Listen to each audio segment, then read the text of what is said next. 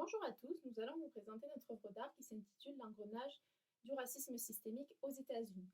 Pour cela, nous sommes partis du meurtre de George Floyd par Derek Chauvin, un policier blanc aux États-Unis en mai 2020. L'engrenage représente le traitement médiatique du meurtre de George Floyd et nous avons voulu l'étudier notamment sur les réseaux sociaux. Nous nous inspirons du mouvement Bauhaus qui prend l'art total à travers les couleurs que nous utilisons, mais également avec l'engrenage qui est un objet qui devient de l'art. Ensuite, nous avons mobilisé la théorie des 5 axiomes de l'école de Palo Alto, qui est réalisée par Gregory Bateson et Paul Vatlavik. Ils envisagent la communication comme un système et ils envisagent également la communication comme omniprésente. Notre engrenage est un système où s'il manque une pièce, plus rien ne fonctionne. Comme pour les axiomes de Palo Alto, s'il en manque un, on ne peut pas comprendre la communication.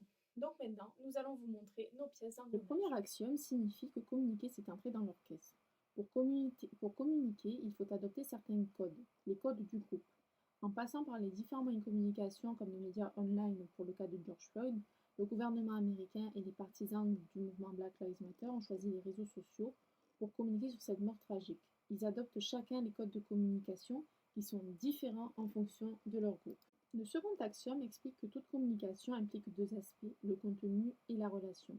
Nous venons de voir l'importance du langage non verbal qui, pendant l'arrestation et le meurtre de George Floyd, prend le dessus sur le langage verbal. Cet événement concerne de nombreux signaux que nous permet de comprendre l'axiome de Palo Alto. Le troisième axiome signifie qu'il est impossible de ne pas communiquer. Même un silence est une communication pour l'axiome de Palo Alto. Les réactions à la suite de la mort de George Floyd s'enchaînent. En revanche, celle de Donald Trump se fait attendre, et son silence a été interprété comme un soutien aux policiers.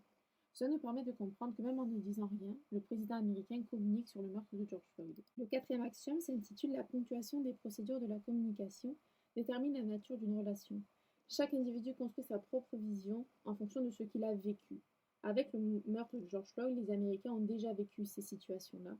Et on a le mouvement Black Lives Matter qui fédère.